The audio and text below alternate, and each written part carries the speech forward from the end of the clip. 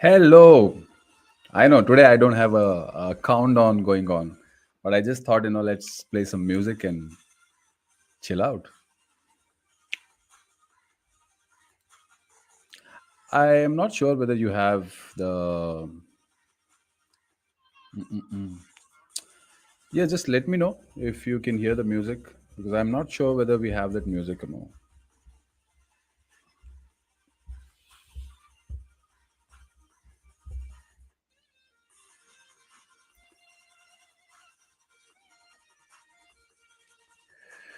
Yeah.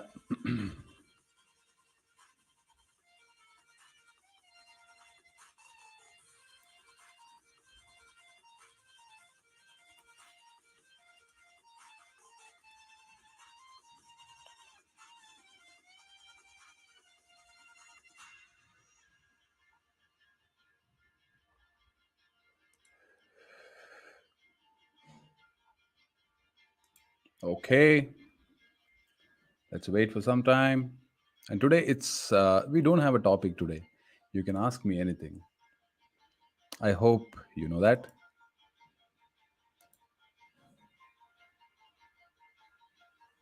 Okay. I'll make it 10 seconds. Okay, cool.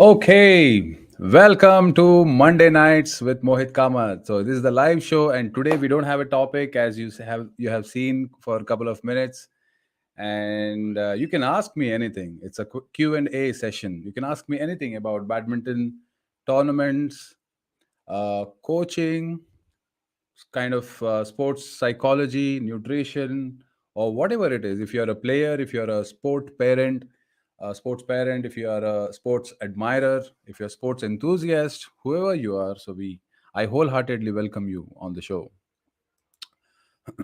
So, welcome again for Monday Nights with Mohit. I am not sure whether I'm audible to all of you. So let me know if I'm audible to all of you here. Yes, my wife is giving me a good thumbs up that it's going all good. But let me see some comments today. Oh, there is a lag. Okay, let me see why there is a lag. Okay, I'm not sure. I'm not getting the messages part of it. Let me see. Okay, why is it not coming there? Okay, let me get. Okay, okay, okay,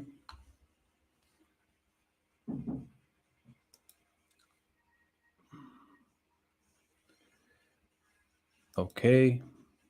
Go to my channel.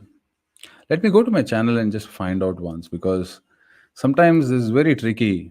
Some days I get it and some days I don't get it. I'm still learning. Right. I'm still learning, yes. So let me see how I can change it. Comments, right? Sometimes I don't get it. I don't know why. So, yeah. Oh, yeah. So you can also post your messages on your um, Instagram too today. Yeah.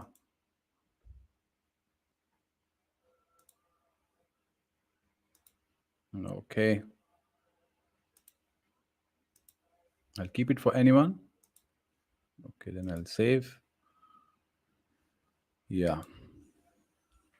Hello. Hi, Sneha Bhatt. Hi. How are you doing? How was your Monday night?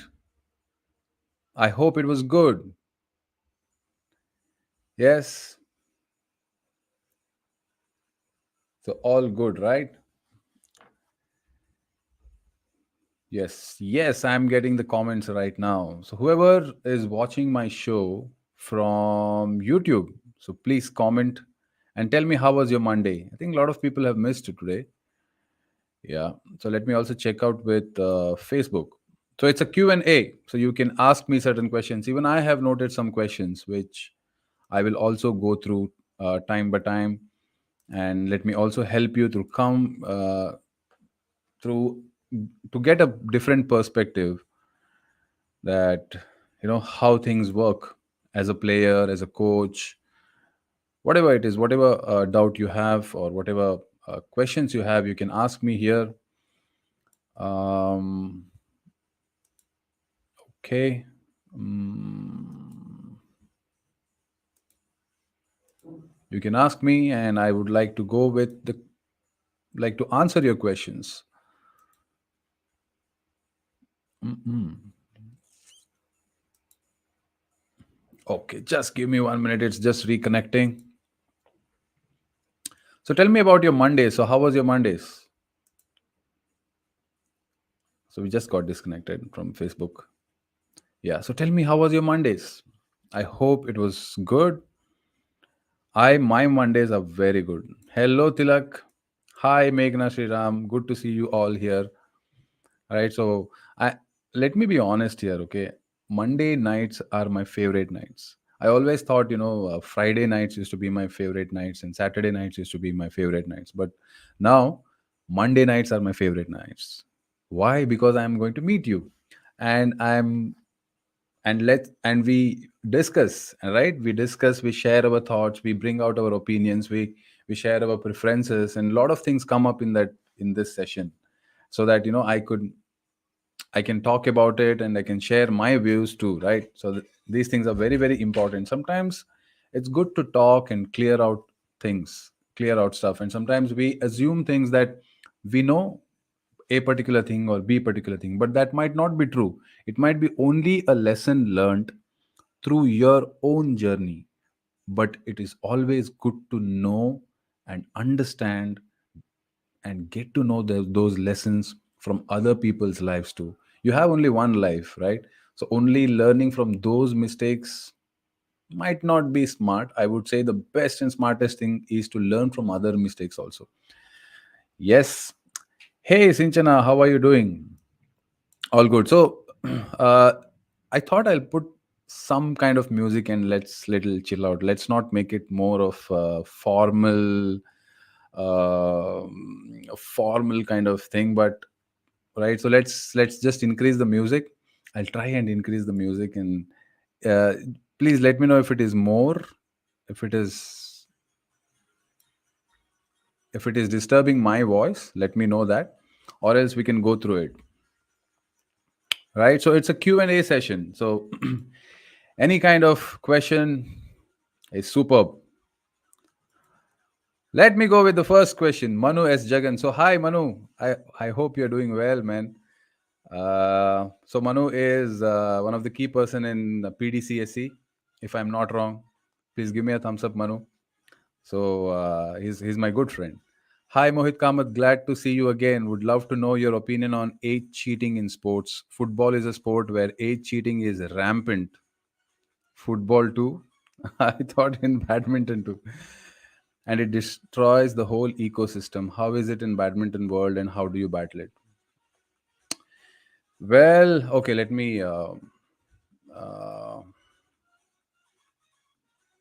let me put the sound little less.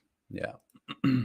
Hey Manu, I never thought that football had cheating problems, age frauds in a rampant way, right? So it has happened in badminton too, and a couple of times a lot of players have been caught in the past.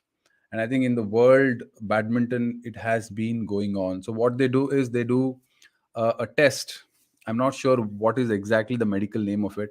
So they do a test from your wrist. They calculate the right age from your wrist bone, okay? And it is not precisely calculated like if you are 14 months and 5 months, it doesn't give you the perfect precise age through that test, but there is a 6 months pre and post calculation. So that's how it is done. But if you get caught in badminton, so you have a clear ban of 1 year, 12 months. There is a clear ban, and that ban could even go beyond 1 year. And if you have, my dear friend, if you have more than 2 years of ban, right, it's very hard to come back. It's very hard to come back. So I think 2 year ban is totally a stringent and a hard punishment, I would say. So yes, so this is how we have dealt and we are dealing with the age fraud. I completely hate the fact that the age cheating. How can people do that? How can people not be honest, right? It's ridiculous. What do you say, all my viewers? What do you say? Would you take an extra step to come and do that age fraud just for a tournament or just for a medal? Let me know in the comments. I wouldn't do that. I would definitely not do that.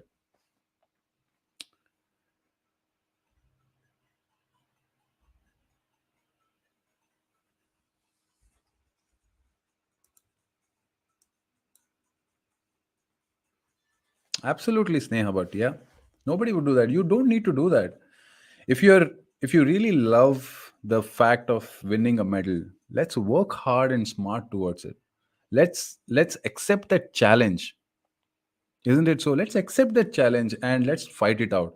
In that way, you will also figure out in that journey of challenging each and every situation and scenario that how capable you are, and whatever capable you are, it will come out on of its own. And then once you know that whatever level you are, you have figured out, let's improve on that. I think that is the most sweetest thing, I would say, to live every day. You are cheated, like for example, see, I cannot take names, please don't force me on taking names. But I have seen when I was under 16, there were two players from the part of India. And when they entered the under 16 event, we could see the entire shaving. They would have shaved, and the green patch would have come here on their chin and their cheeks. It was clear an age fraud. They were, I think, more than 19 and they were playing in 16. That was ridiculous, right? But post juniors, they're nowhere. What's the point of a medal? We are by winning with the wrong terms and wrong notes. There's no fun. See, it's complete fraud is a fraud. The person who takes the right path, the conscious path, and the honest path will always be the happiest person compared to all other cheaters. Period. That's all. Hey, sorry, Sneha, but sorry, you're Disha. Yeah. Hey, Manisha, how are you doing? Good. Wonderful question, Manu. Thanks for posting this question.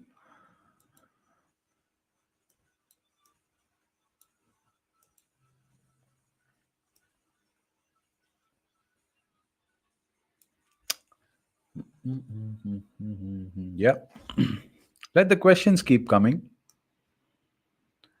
There were a lot of questions which directly came to me on my WhatsApp. I have requested them to post those questions here on the platform so that it's better we talk about it here. Age fraud is a thing. Age fraud is definitely a thing. I really hate it. I absolutely hate it. That will get you nowhere. That'll absolutely get you nowhere. And I think one of the most horrific thing for human being, I think adults will uh, uh, will connect with this. What I'm saying, the horrific thing any human can experience is guilt. When you have done something which you shouldn't have done, and you have taken that journey along, and then post that, if you feel that I shouldn't have done it, it remains with you forever. It remains with you forever till you die, and you have to carry that. Imagine you have a bag, a 10 kg bag, where you have to carry each and every day wherever you go. You go to school, you go to office, you go to functions, you go to washrooms, you walk anywhere. Imagine that 10 kg of heavy bag is with you, right? Guilt is something which is very bad. Okay, we have a question here. So, JD Badminton, welcome to the show. How we can do BWF level 1 coaching certification course in India? Like, I have done online component of BWF level 1, and I am not aware about offline component. So the last BWF level 1 coaching certification course in India was done in 2017, 18, right? So it was the first certification course which was done from BWF level 1. But post that, I think we have not received any permission from the BWF, because it has to be a accredited one, right? So accreditation has to be done by the BWF to the Badminton Association of India, and then they are allowed to do that certification course. So that permission we have not received, according to me. And with my sources, I have asked a couple of the higher officials, the top officials of our country, and they have said, when the news come, we will let you know.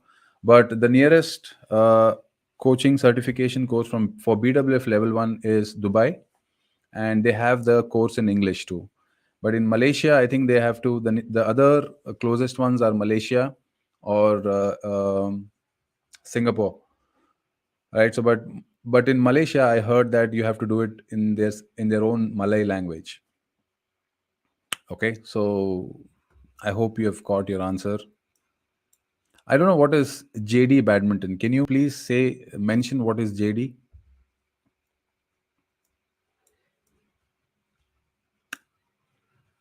That'll be good.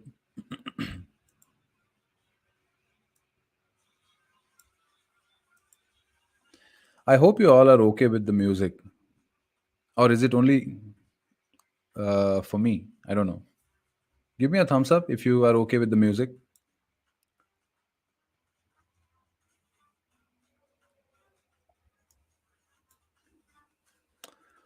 We also find out. Um, so I figured out a way to um, get questions on Instagram, but you can't listen. Okay, let me try again then. Oh, okay. JD means Jat Devta. Fantastic, fantastic name. Okay, let me figure out. I thought the music is on. Um,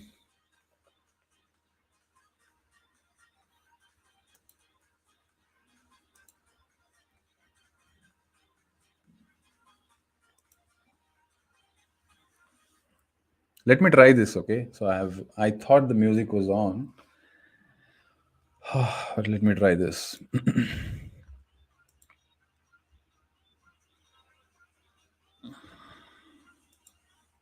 There'll be a pop up. There'll be another pop up here. So yeah, okay.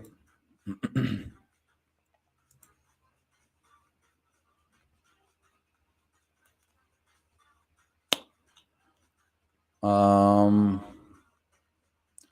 yeah. Oh, there's an echo. I cannot do that.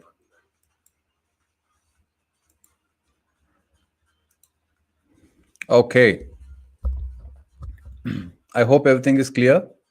There's no lag, anything. Okay, so yeah, we have a question here. Hi Mohit, good evening. Good evening, Sampath Sagar. How should a player be on court during matches? Aggressive or question mark? How can we improve those qualities? Um, can we integrate these during practice and train to be better during matches? Okay. Let's go part by part.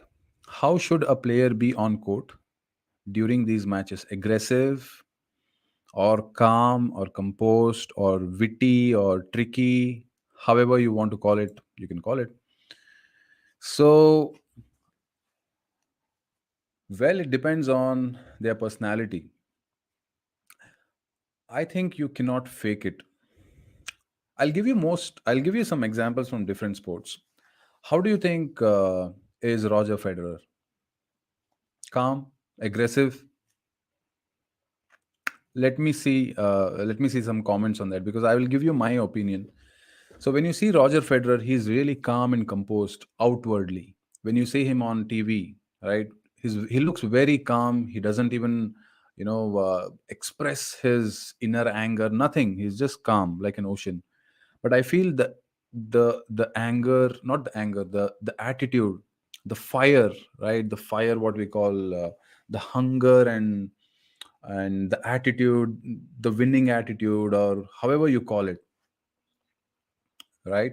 So that is inside. He is aggressive inside, but very calm and composure outside. Virat Kohli, aggressive outside too, aggressive inside too. So it depends on their personality. So if you are a coach and if you want to find the right answer, understand that student, understand that player. There are multiple personalities, right? So it is called as a melancholy, you call it as a theorist, you call it as activist. So there are different personalities. You will have to go through personality educations. So when you read those books and read those personalities, there it's so funny and it's so comic, I would say. They take the decisions exactly on dot. When I see my players do those take those decisions on court and off court, absolutely their personalities match to them. So if you can understand their personality, Mr. Sampath, so then you can figure out how their behavior is. And the second part of it is like how you're saying, how can we improve those qualities? You will have to improve those qualities by designing a kind of a structure, a psychological structure into the matches and pre matches, as in practice, where you have to tell them at this particular situation you're going to do XYZ.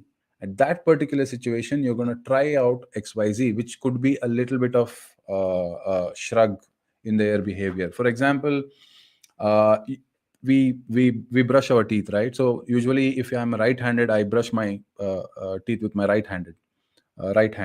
So if I suddenly change it to left hand, do you think it is comfortable? It'll take a while for you to adjust. Your brain also sometimes, it takes some time to get adjusted with that. it's simple as that. So give them some time, and some of the decisions are taken through personalities. For example, like um, Lin Dan, he is very aggressive. But post 2012 Olympics, he changed his game format, because I would say he also looked at his training methodologies. He looked at his age side, and he reduced his pace on court. And then slowly he inculcated a type of a game style which is more of, rallies and not moving rampantly anywhere on the court. If you see his 2008 Olympics, he was so fast, so powerful, so moving around all the time, and he just ate Lee Chong Wei live and raw. That was, if you see his personality at that time, somebody, a psychologist might say that he was very aggressive, of outwardly and inwardly. But if you see the same thing in 2012 Olympics and post all those 12 Olympics matches, he's more calm and composed. He makes the decision only when it is required at the right time. So that's my answer. I hope you have answered.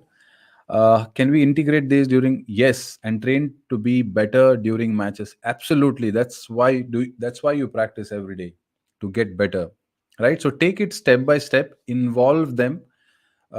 If you are dealing with an age group of 11 to 16, I think you can use both coaching styles, which is autocratic and democratic style of coaching. Both you can do, which means autocratic means, do this, do that.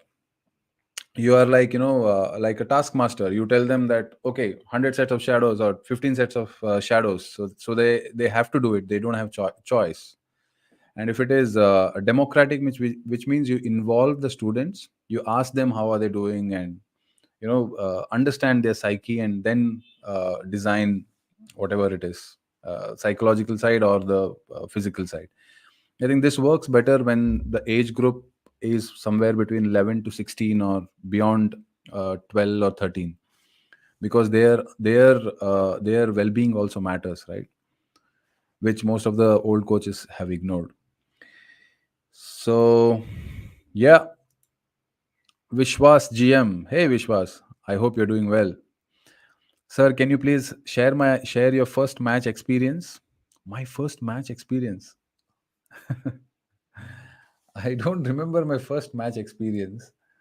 Uh, so, can you be more specific, Vishwas? Because first match, like what? First match I've played. Is it state ranking or nationals, or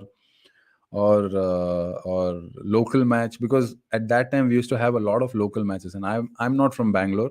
I'm from I started playing badminton from a city called Hubli. It's in the western Karnataka, southwestern Karnataka, or northwestern Karnataka. Sorry. So I was there. Um, Yeah. So international. Oh yeah. So my first international was 2006 in Indian Open. I played Mr. Chetan Anand, and that was good. That was fantastic. So I was not nervous. I was very excited, and the time from my match, which used to be announced from before 1 hour, and I was feeling like eternity, and the time is just not moving ahead, because I wanted to get inside the court and just start playing. I was so much excited for that. Yeah, even nationals I played, my first nationals I played in Hyderabad in 2003. That was good. So I lost, I think, in the first round. Second round I lost. Yeah. And yeah, state level 2001, first round again, qualifying first round. I've played a lot of qualifying matches, first round exits. I think 3 or 4 years for nationals I played just qualifying first round, second round. uh, I don't want to go back to that experience, but my love and passion for badminton was much stronger than these early exits and early failures. So that was just hardly a small thing. So I love badminton. Hey, hi Sanjay. I hope you're doing well. Good. Chandan Chikkaswamy has one question. In some matches, if there is a wrong decision from umpire side, some kids will lose their confidence and some will walk out of the match. How to train kids to handle it? How? Fantastic question, Chandan. Mm, yes, I know some kids will lose their confidence, but some will walk out of the match. If it is a final point, yes, you can walk out, but I'm not sure whether they will walk out of the match just by a point.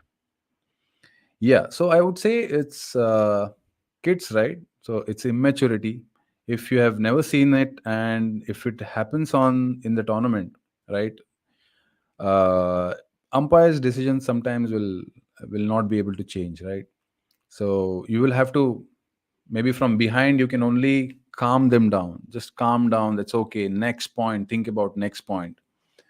It needs a lot of training. Either you have to be natural to control your emotions from inside, which could be a gift from their genes, from their parents or their ancestors.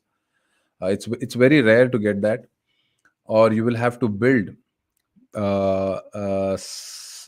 in your practice sessions that you can have a setup, something like an A player is someone who is like this, uh, who is probably able to walk out of the match.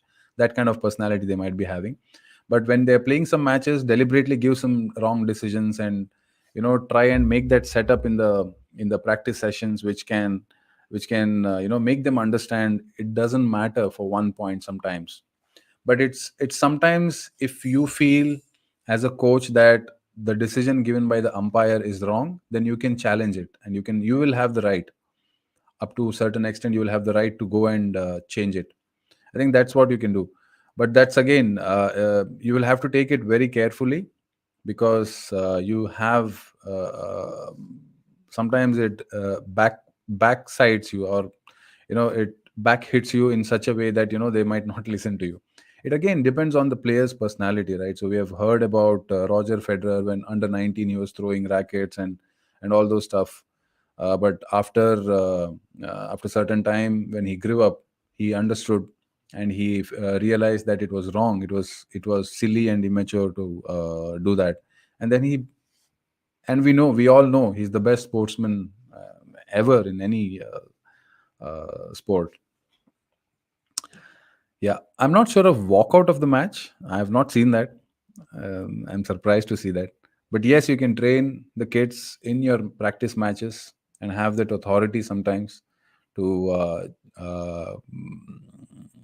talk the right things and advise them with the right things at particular times, at those right times. Um, Hi Disha, your best match. Oh, there are a lot of best matches. I have won some matches in All India from trailing from 13-20 in the third games. I have lost one match with Sai Praneeth. If Sai Praneeth, if you're watching, I really hate you on this in Bangalore Nationals. I served 20, not 13, sorry. I think 2015. And then from there, he took off that match. I hate that match. But there was also a best match in a way where I really played my best. It was good.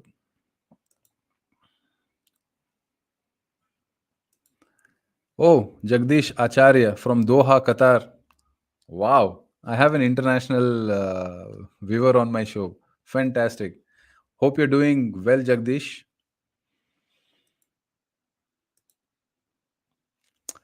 Meghna Sriram. My question for the evening is, as a parent, how we have to motivate ourselves before the match, and after the completion of any match, how do we handle them so that they should not be demotivated? I kind of didn't get the question. Okay, let me say that again.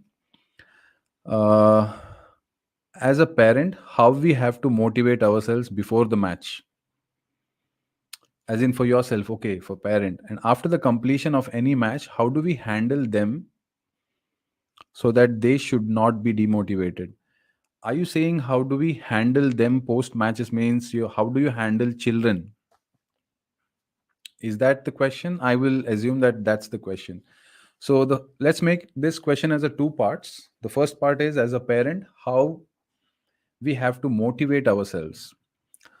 See, it depends like how much attached you are to your son or daughter's performance, and what age or what stage of development as a player they are in. For example, if your son is or daughter is somewhere between the age of 8 to 12 or 13, and they're still they've just started playing tournaments.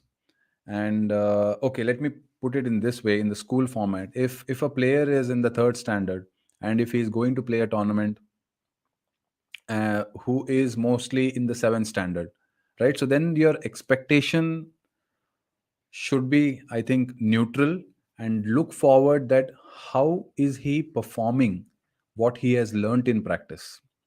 When I say what he has learnt in practice, you can always ask the coach what what program he or she is in that program, and how the training is progress happens, maybe monthly, or however the academy has put on the information, that how often they can provide you the information on the training programs. So based on that, I think you will have to understand and then have your expectations set before, and then based on that you can motivate yourself. Again, it depends on your personality, it depends on your perception, what kind of tournament he or she plays, which level it is, and what preparations you have done. All these things matter, because badminton is a very tricky game, because it's a skill game. A lot of other factors a lot of other factors are there.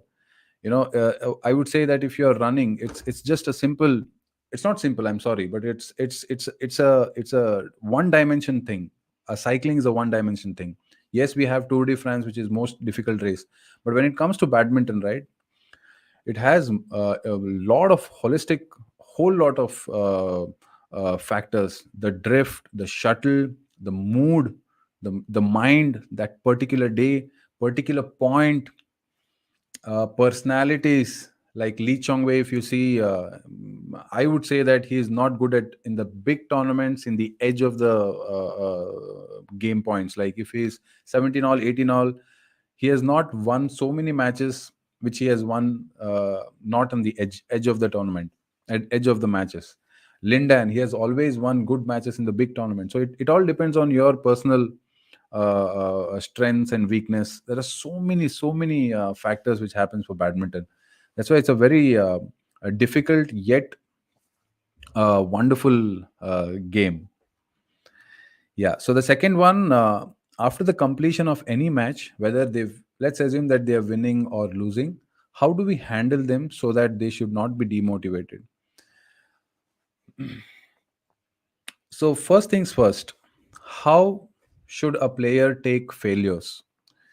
When I said that before, manage your expectations. If a player understands that where he is in the training phase, or where does he belong to the stages of development he is, how much hard work and effort he's putting, then based on that, post matches, um I would say that 60% of the time, do not talk about the matches. Talk something which is not about the match, which could be their favorite food, or which could be their favorite game, something which is not really getting dug into that match. Because what happens is, they might have played an A sort of game, but they might not be able to come and express that what exactly they have done technically, or maybe tactically. If a coach is present at that particular point, or a match, then he or she, it's better you send them back to the coach. There might be some technical or tactical input which might help them understand, yes, I should have done this, I did this, maybe because of that I lost, or because of that I won. So how do we improve? So coach can give a better example or an understanding of that particular situation which has gone wrong or which has gone right. That is the first thing. The second thing, if you have the knowledge of the game, maybe I would say you can talk about 40%, but digging too much into it might not help. Again, this is not a sure shot answer, because it works very differently for each individual. So it's not an individual answer. I hope I have answered you. That was a fantastic question. Thanks, Meghna Sriram. Yeah. Also, let's also until we answer some questions there, let's also go about talk about the All England tournament which is happening the next week. All England Championship is one of the most prestigious championship across the universe, because the idea of winning All England itself is has a huge heritage, and I have always dreamt to win All England. But yes, it was there in the dreams. I've never won realistically, but I've won many times in my dreams. But let us go there. Let me share and find out the draws, how favorable Indian players have the chance of winning All England Championship. Before that, let's go to BWF ranking list. I have some good news for you guys.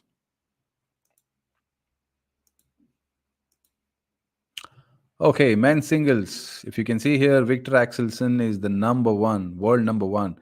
I really wish someone who can stay um, as like Victor Axelsen, right?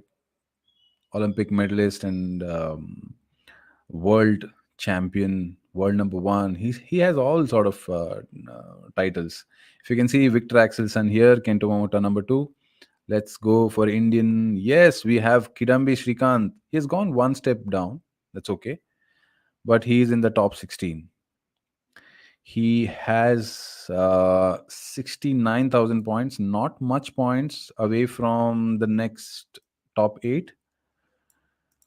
But yeah, but we have two people. Lakshya Sen also is number 12. He has come up 1 point. He was 13 and he has come up. And then you can see Sai Praneeth. We have Sai Praneeth at 18. Pranoy is on 24th. We have, we have Parupalli Kashyap at 35. Saurav Verma at 37. Oh, see, we have quite a few in the top 50 in the world. Badminton is in a great limelight right now. That's beautiful, right? So we have Kirambi Shrikant 1, Lakshya Sen 2.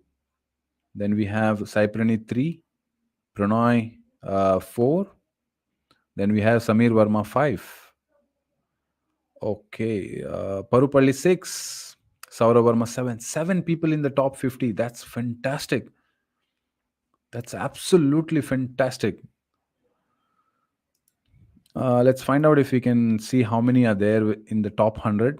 Let's directly go to 50 and we have 7 people, right? Let's see our Indian flag. Shubhankar Day is on 56, 8. Ajay Jairam is on 66. Kiran George on 72. I lost the count. I think 10. Mithun Manjunath, yeah, Karnataka boy. I think I'll have Mithun Manjunath quite soon on my show. I think 11, 12, 13, Priyanshu, Cyril Verma, Chirag Sen, 15 to 20 of them in top 100. That's a great news for badminton. I really love that. Let's find out for women's singles. You can keep posting your questions. India, yes. Sindhu, we have Sindhu on 7. Then we have Saina on 25. Um, Akarshi Kashyap on 53. Malvika and Ashmita 61 and 62. So 5 of them. We have good. Anupama Upadhyay, she's a junior.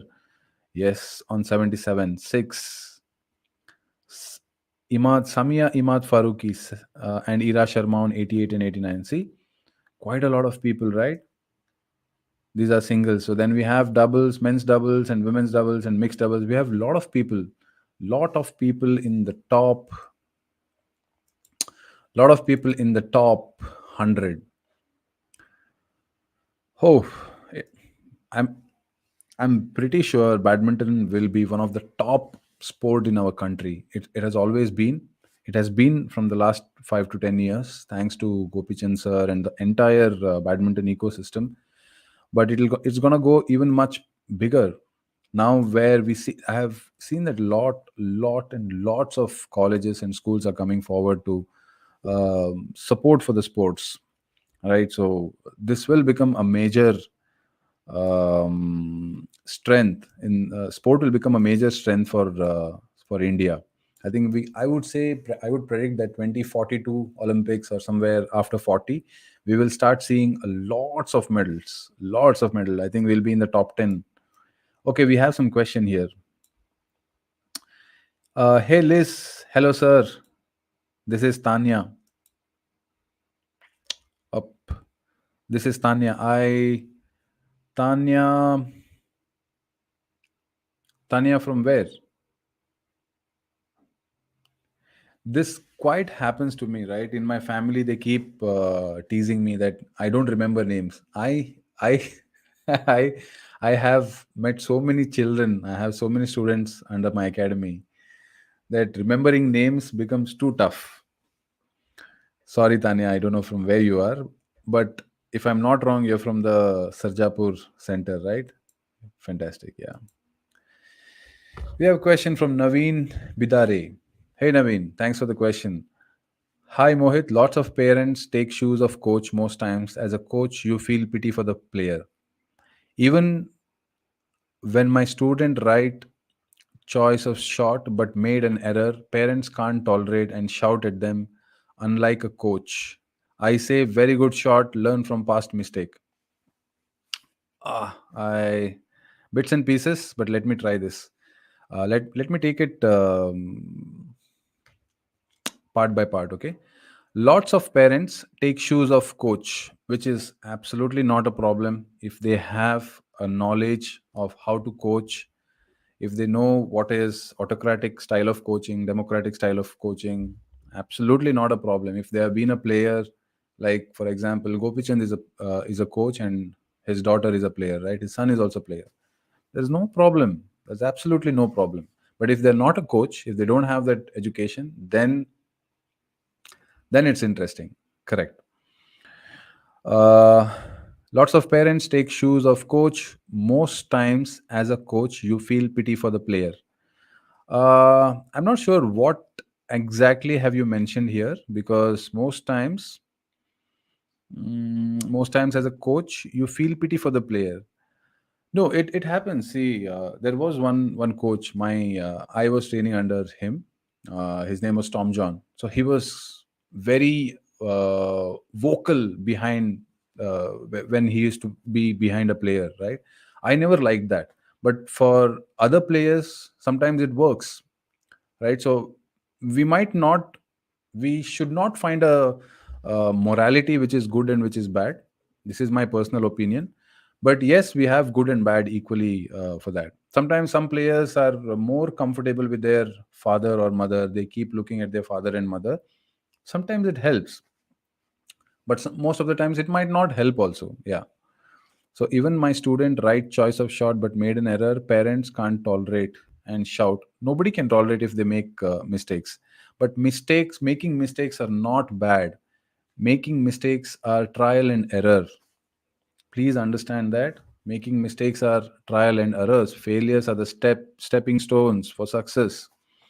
So all these proverbs are there. So you cannot be 100% right all the time. Getting all the shots in, it's difficult. So I'll give you certain um, it's not exactly a knowledge, but I would say a snippet. If a player is making an unforced error, right, there are two things to check. One is physically their position, their technical aspects of how to play the stroke or whatever the followed thing. The second, mentally, if they have executed at that right time or no. These two things you will have to check. It's very simple. As a coach, you can understand it much faster because you have the knowledge of coaching. If you are a parent, understand these two things. It all depends on only these two things, physical and the psychological mental side. If they are trying to hurry up things, sometimes they miss it, that's okay. That means they have the courage to do it. If they are continuously making mistakes, that means psychologically they might be trying something. Post matches, maybe you can ask them, why did you do that mistake? Sometimes some players might not have other not have the span of concentration. Maybe a focus is only for 10 seconds. Maybe the focus is only for 15 seconds. Maybe they don't understand the speed and timing in which a opponent is trying to challenge them tactically. For example, if a player is good at chess but not good at rapid chess, which means their ability to take the decisions in a span of 3 seconds, 4 seconds might not be good, right? So that kind of assessment, if someone can do, then you can manage your expectation. I think Meghna Sriram had mentioned the question that how to manage expectation, right? Firstly, coaches or somebody else other than player need to calm down, need to really calm down. Whatever they have practiced, whatever they know, the players, whatever they have learned till that particular point, that will come in. If that doesn't come in, there is a process to it. That process has to happen. There cannot be a snapshot. If you find a result like this, it could be an accident sometimes. Maybe you must have played a godly event. It happens sometimes. Recently 14-year-old won the Odisha Open, right? So that happened, but to stay consistently performing at that level is not easy. So calm down. Errors are not a problem. It is a way to learn. Trial and error. It's okay. Let them make that mistake. Let that coaches and parents have to be patient and tell them, yes, why did you do that? You can do this. You can do that. But yelling and see, I'm not the one who will yell, because that's a very bitter experience for players as well. So that's just my opinion. That was a great question, Naveen. Thank you. Should a coach teach the next stroke if the student is doing errors in basic toss? How to deal with parents in this situation? I see a lot of questions, a lot of involvement of parents in the questions, right? Hey, that's not wrong. You need to, I think this is very, very important. This is how I do. You need to involve parent in their progress, but make sure that where is the limit point of parents, where is the limit point of a coach. You need to clearly set your boundaries. Expecting their son or their daughter to perform is not a problem, is not a sin. It's very natural for any parent to to they want their children to perform. But you need to, as a coach, I would say that get in close with the parents, understand even their motivation, understand their expectation. And if you feel that that expectation what they have set on their children, and the yes, this is good. So when if as a coach you need to understand the parents expectation, and as a coach you know the capacity of the player and what stages, what age group, how their training patterns are, what is the past history. Please understand that, and based on that, when you know that they can only produce such kind of result, explain them, explain them technically, explain them intelligently, explain them with the proof that they are at this level, they are at third standard. Do not expect the results of fifth or seventh standard. If that decision making is not with them, let's work towards it. There is a process. It's not an overnight story. So you will have to keep the parents close. Parents are not bad. So sorry, I completely got carried away. Sorry, Nitin. Should a coach teach the next stroke if the student is doing errors in basic toss? Yeah, so I would say yes. Give them, teach them a little bit of more variations from maybe from the forehand downward stroke. We call it as above the shoulder strokes, which is toss, smashes, everything which comes beyond their shoulders. Then is below the knees stroke, which is the lift, the drop shot, all those stuff. It's good to give them different strokes at different times, because if you just keep on working on one stuff, they'll get really bored. And between the age group of 6 or 5 to 12, I think the training has to be more fun. In the sense, what I mean is more enjoying. The training has to be absolutely enjoying. If it becomes monotonous, then the fun element goes off, and they will not like the sport. This is what I could say, Nitin. Thank you for your question. uh, yes, Nitin, I answered. Thank you. Yes, Naveen. So yes, I understand those two things, but parents preach like a professional coach, even though a club level player. I listen to this all the time, and trust me, when I had this conversation with Nikhil Kanitkar, we were just laughing. Professional coach, even though a club level player, I always appreciate right shot selection. If it's an error, I ask them learn from mistakes, then not try.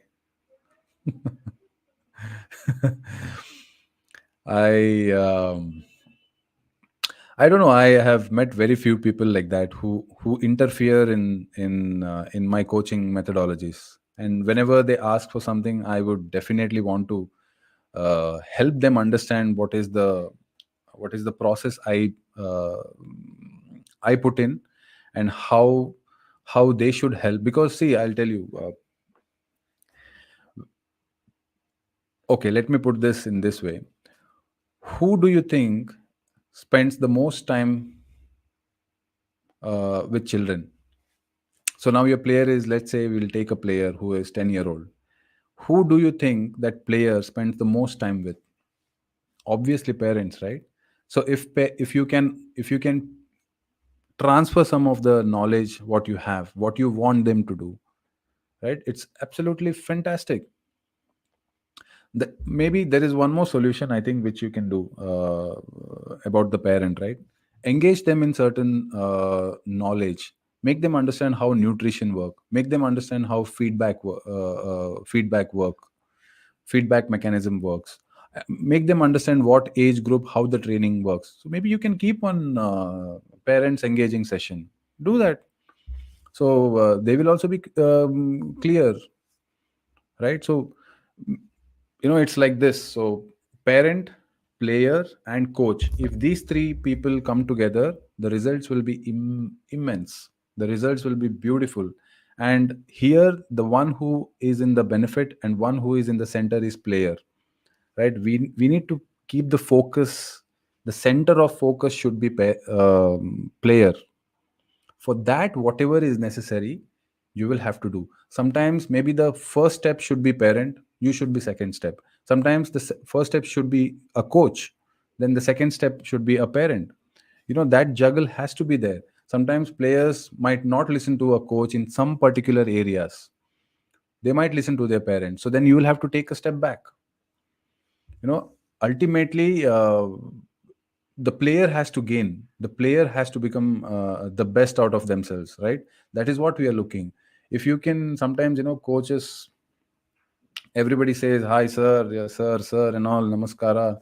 So the ego is on the roof, on the sky. Bring that down. I know. If you can learn to bring that down, understand who is in the center, who is the focus, in center of the focus, then you will know that. So a lot of education programs to be done. If you own an academy, if you are in an academy, timely, maybe quarterly or 6 month, maybe if not from you, maybe from a third party, that absolutely helps. That absolutely helps, because not everybody will be educated technically like you. You need to transfer that. You need to make sure that they understand, parents understand their positions. And whatever, I feel, this is my personal feeling, whatever expectations they have, absolutely right, it is absolutely right. I'm not a parent, but I have kind of understood that it's okay to have that expectation. But let them understand, let them know, and they should understand also that there is a process, and what could go wrong if you follow this particular approach. Then you will have to warn them. Simple. And by the way, club level player is not bad. Huh? Club level player also has an respect in the club.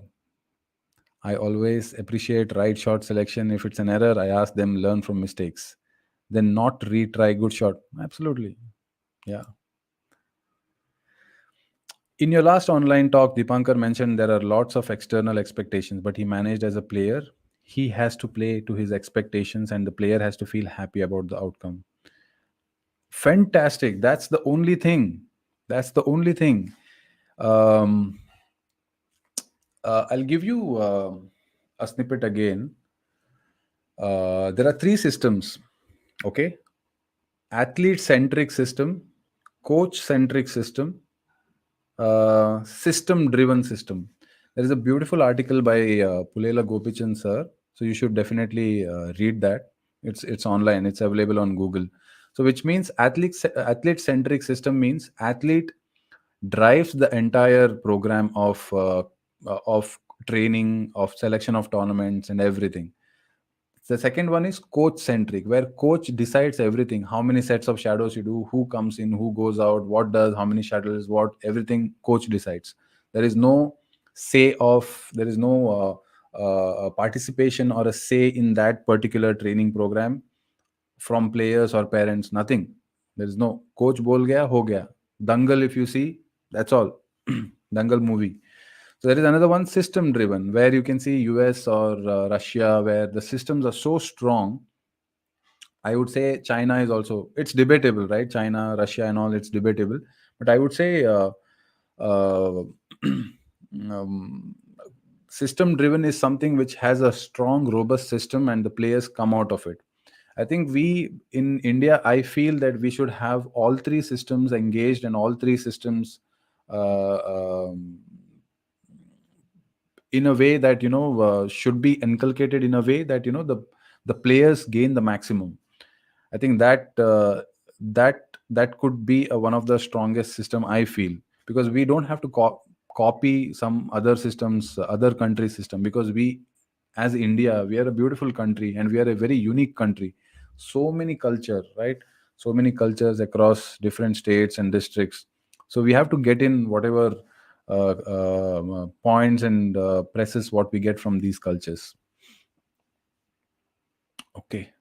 I really appreciate all of you to come and take your time and put some questions like this. I really appreciate. I'm very humbled today. Um, some students make it too complicated in the learning process. How to deal with this? Please enlighten us. Okay. Um, I'm not sure of what exactly you meant about that. Too complicated. Are you talking about overtraining? Overtraining does not help. I recently met a parent who had come for an assessment, and their son was 10-year-old. I understood the history of the training. They're running 10 kilometers. Okay, 10 kilometers running. That's the training. 10 kilometers running for 4 days a week. My question was, 10-year-old boy, 10 kilometers running for 4 days. How does that help for badminton? Badminton is a game where you engage in a lot of fast rallies in a designated area, and you need to move across as fast, as strong, as powerful as possible, and the shuttle comes below your knees and above your shoulders. That means your heart pumps in a particular way, which for the sport has to the way sport is played. You need to produce power, not once but multiple times in a rally, in a game, in a match. All these things matter, right? There is a science behind it. Running only 10 kilometers 4 days a week will not help you, because we are not running in that particular designated like a 10 kilometers. No, we stop, we jump, we crouch, we powerfully twist and turn. So the muscle which is engaged in that particular action and activity is different than a 10-kilometer running, right? For that, knowledge makes very, very important. So you should know as a coach what works best at different age level training. I mean, there is whole lot of things to talk about. Yeah. So it's all knowledge, Nitin. Some students make it too complicated. Make them understand, ask them right questions. How do you apply, like the way I asked, how do you apply 10 kilometers running in badminton? Show me that. The same way of running? No, you don't do that. At endurance ke liye, there is a time where you do that. How to deal with this? Yes, please. I have enlightened you. Ask the right questions. Make them understand. If the training doesn't make sense, doesn't apply for badminton, then you need to sit with them. As a coach, I recommend all coaches to do child psychology. Yes, again, knowledge helps. Disha, sir, I am mentally excellent, but I am physically only good or okay, and I am playing a good solid match. Is there any advantage for my opponent in the sense would I lose? No, I don't think so. Mentally excellent, but I am physically only good. Not everybody gets a wonderful body like Sindhu or whoever you can take. You need to work. See, God has, I think, given have has left some things to work on our own, and that's most interesting part for me. Let's work on that. You will have to work on that time by time. It's a process. I'm playing a good solid match. Is there any advantage for my opponent? No. If you say physically okay, I'll give you an example. Okuhara, world number one. What's her height? Hardly 5 feet, world number one. Then we have another Japanese player who is much lower height, world number one. Lee Chong Wei, 5'7", world number one. Hendra 1, 2001, world number one. He is also less than 5'3". So it's not, hear me out, it is not the size of the man in a fight, it is the size of the fight in a man. Okay, so that's the proverb, Disha. I hope you have understood that. They see a tube, hey Nitin, they see a YouTube, discuss with other coaches, and they have questions about my training. That was my point. Okay. Yes, so I think a parents' meeting, making them understand how you can. I know that's really tough. Handling different mindset is very tough. You can do one-on-one meeting, or you can do a group meeting, which will give you a sufficient time, maybe a quarter or a 6 months, that I'm going to work with this. So let's stick on to the process. If you have any doubt, let's go on.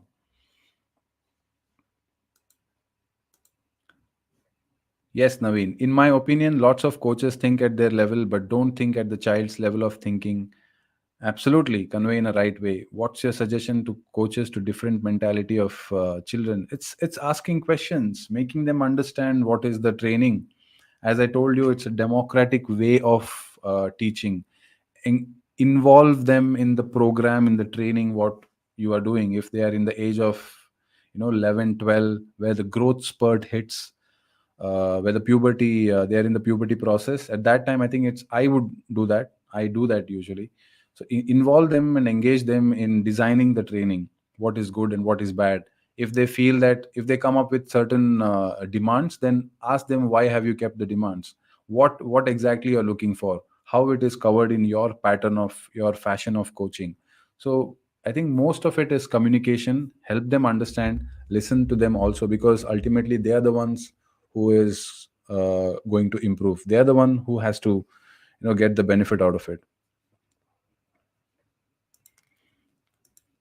Lots of questions, huh? Thank you so much. So, hey Vicky Shetty, how to identify a mind trainer? Nowadays, everyone claim to be a mind trainer. Vivek here, IKEA Shetty is dad. Hey Vivek. So I was not sure that your name was Vivek because it was Vicky Shetty. Yeah. How to identify a mind trainer? Um, if you're looking for the accreditation, maybe someone from SAI or someone from um, that's a very good question. Thanks, Vivek. So, mind trainer, there are a lot of different mind trainers, right? So, a yoga teacher, I would say he or she is also a mind trainer. And what kind of mind training you need, NLP, or there are a lot of certified mind trainers across the world. And I would say the best answer I would give is stick to one person for a particular period of time.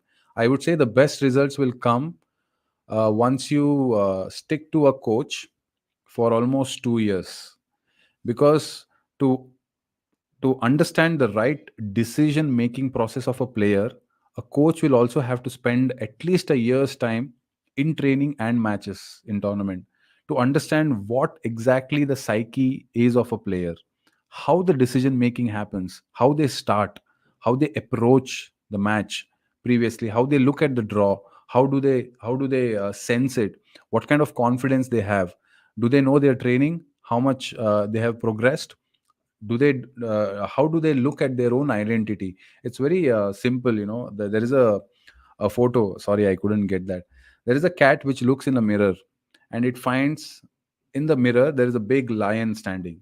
That's how a cat looks at it, right? You need to also understand their identity. A lot of players train really hard in the practice sessions, but in the tournament they're not confident because, example, the cat, if they look in the mirror and the reflection of the cat in the mirror could be mouse, then it's not at all helping.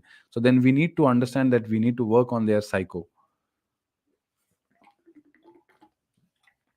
So precisely the question to your answer, Vivek, mind trainer, I think you will have to spend some time, some quality time with them, at least I would say a 6 months period. Not blindly we can go with the certification. I hope you have understood what I'm saying. So you need to spend a good time with them. Maybe a simple reality check who they have worked before and ask them how was it for them. So that I think could be a good way to find out.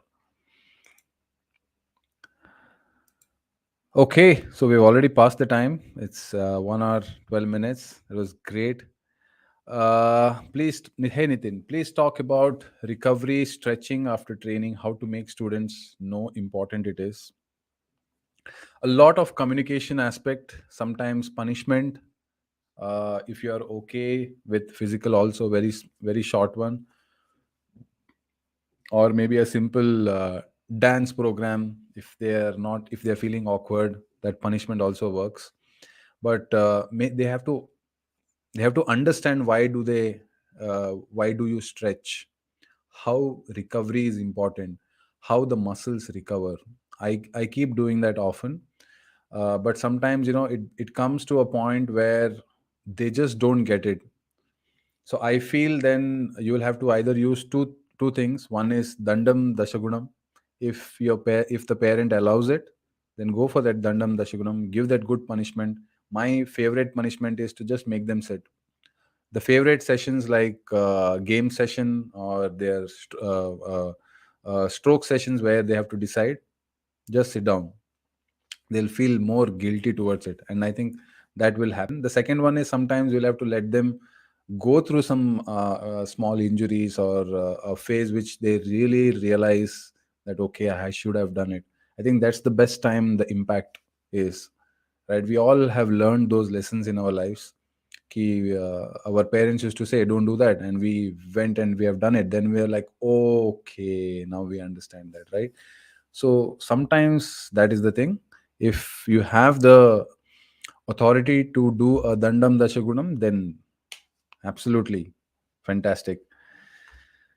So yeah, so had a wonderful conversation, all of you. I love the questions which you have posted, and it was fantastic. So thank you so much for all of us here, for all of you here to attending this session.